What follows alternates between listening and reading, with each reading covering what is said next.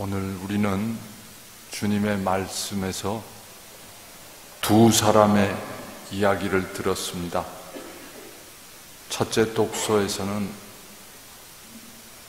사울이 임금으로 뽑히게 되는 그 경위를 들었고, 복음에서는 세관장이었던 레위, 즉 마테오가 예수님 제자로 뽑히는 이야기를 들었습니다.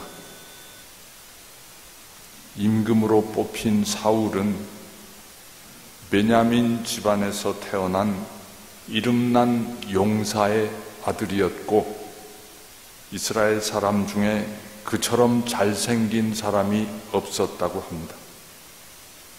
키도 모든 사람보다 어깨 위만큼은 더 컸다고 합니다. 나중에 다윗이 블레셋 군대와 싸우러 나갈 때 사울 임금이 자기가 입던 갑옷을 입으라고 주었는데, 그 사울의 갑옷이 다윗에게는 너무 커서 움직이는데 오히려 불편하고 거동이 안 되기 때문에 포기했을 정도로, 그 정도로 사울은 몸집이 컸던 것 같습니다. 배경도 좋고 생기기도 잘생겼고 전투도 잘 할 수 있는 그런 장수이니 사람들 보기에 누구보다도 임금이 되기에 흠없는 가장 적합한 영웅적인 인물이었던 것 같습니다. 거기에 비해서 오늘 복음에서 예수님이 제자로 부르신 그 레위는 아주 다른 스타일의 사람이었던 것 같습니다. 그는 세관에 일하는 세관장이었습니다. 당시의 세리는 로마 제국의 세금을 거두어 드리는 일을 청부받아서 하는 사람이었습니다. 이스라엘 사람들이 마음속으로 제일 경멸하고 미워하기까지 하는 그런 직업이었습니다. 침략군과 한통속이 되어서 그들의 심부름을 해주고, 동족인 이스라엘 백성의 고혈을 빠는 그런 아주 반민족적인 인간으로 손가락질 당하는 공적인 죄인이었습니다. 율법적인 시각에서 보더라도 부정한 이방인들과 거래를 하고 부정한 돈을 만지는 직업이니 항상 정결하지 못한 부정한 상황에서 생활하는 사람이었습니다. 그래서 이스라엘 사람들 중 아무도 공공연하게 드러내서 그런 세리 같은 사람과 어울리거나 한 식탁에 앉기를 꺼려 하였습니다. 세리와 접촉하면 자신도 부정을 타기 때문입니다. 그런데 예수님은 그런 세리 레위를 향해서 나를 따라라 하고 말씀하셨고, 레위는 즉시 그 말씀을 듣고서는 일어나서 세관을 떠나서 그분을 따랐다고 합니다. 사울과 레위, 이 두 인물의 이야기는 오늘 사제 서품을 받으려고 하는 두 후보자들에게 주님께서 선택하라고 던지시는 두 종류의 상징적인 인물이 아닌가 생각이 듭니다. 사제로 서품되는 두 사람은 어떤 길을 갈 것인가? 사울의 길을 갈 것인가? 레위의 길을 갈 것인가? 선택해보라고 하시는 것 같습니다.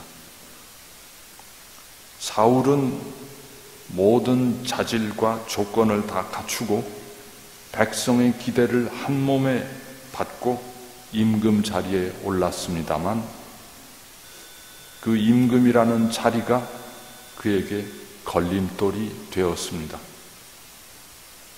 그 자리와 그가 누린 그 권력에 사로잡혀서 사울은 날이 갈수록 더 불안해졌고 그 자리를 빼앗길까봐 전전긍긍하다가 자기를 위해 목숨 바쳐서 전장에 나가서 싸웠던 그 다윗을 쫓아내고 몇 번이고 그 다윗을 죽이려고 하는 그런 유혹에 빠지고 그것이 결국은 그를 멸망으로 몰고 가는 덫이 되어버리고 말았습니다.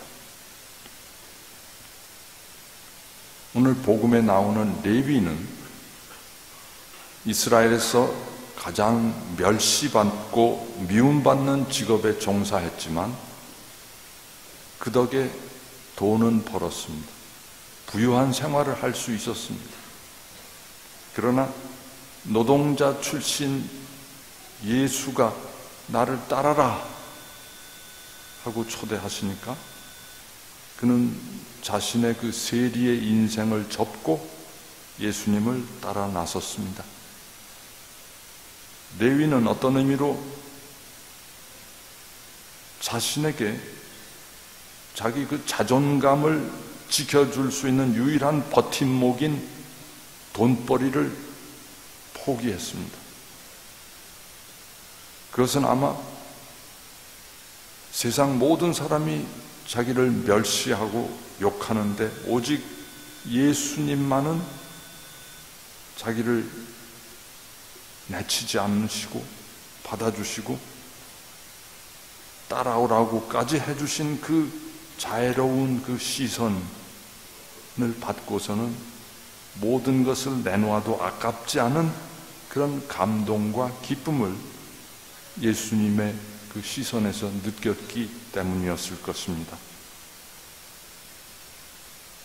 예수님은 의인이 아니라 죄인을 부르러 왔다 하고 이렇게 선언하셨습니다. 모범적인 유다인들이 보는, 보통 유다인들이 일컫는 죄인이란 어떤 사람인가?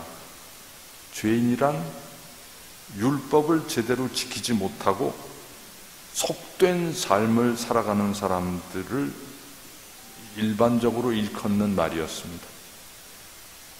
다시 말해서 먹고 살기 위해서 때로는 이방인들과 부정한 사람들과도 어울리고 또 먹고 살기 위해서 일일이 정결례를 치르면서 몸을 깨끗이 해서 항상 정결한 상태를 유지할 수도 없고 또 안식일도 제대로 지킬 형편도 못 되고 11조도 제대로 내지 못하는 그런 사람, 율법의 이런 여러 규범과는 무관하게 사는 사람들, 그래서 결국 하느님의 구원과는 거리가 먼 사람들, 이런 사람들을 통틀어서 유다인들은 죄인이라고 불렀습니다.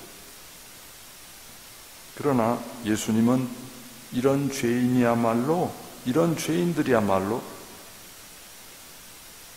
하느님의 구원을 가장 필요로 하는 사람들이요, 하느님께서도 손수 구원하시고자 하는 그런 사람들이라고 목소리를 높이셨습니다.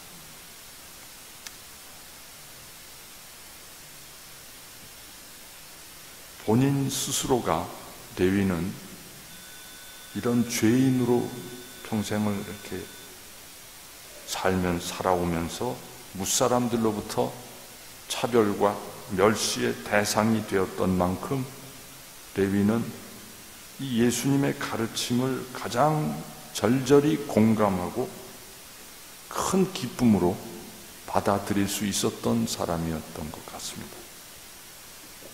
건강한 이들에게는 의사가 필요하지 않으나 병든 이에게는 필요하다. 나는 의인이 아니라 죄인을 부르러 왔다 하신 이 예수님의 가르침을 누구보다도 온 몸으로 공감하고 그 구원의 기쁨을 만끽할 수 있었던 것이 사람이 레위였던 것이 아닌가. 마테오라고 불린 그 레위는 자신도 실제로 너무너무 모든 사람들이 다 죄인 취급하는 그 죄인이었음을 온몸으로 기억하면서 세상에서 멸시받고 구원에서 먼 사람으로 밀려나간 사람들에게 용기를 내라고 구원의 기쁜 소식을 전할 수 있었던 사람이 아닌가. 자기가 뼛속까지 죄인으로 살았고 또 그렇게 그런 취급을 받았기 때문에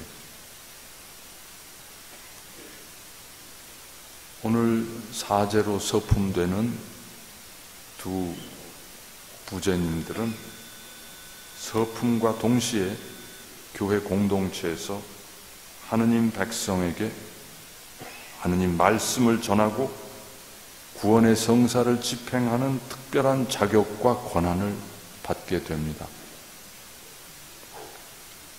지금까지 두 사람은 바로 어제까지도 두 사람은 엄밀히 따지면 학생의 신분이었고 배우는 입장에 있던 사람인데 이제 오늘을 기해서 남을 가르치고 인도해야 하는 교역자의 신분으로 바뀝니다.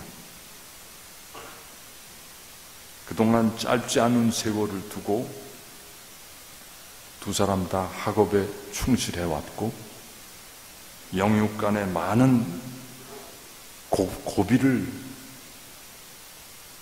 넘기면서 자신을 채찍질해온 덕분에 오늘 서품을 받기에 합당한 자격을 갖추게 되었음을 진심으로 축하하고 또 정말 그동안 수고했다 하고 말씀드리고 싶습니다.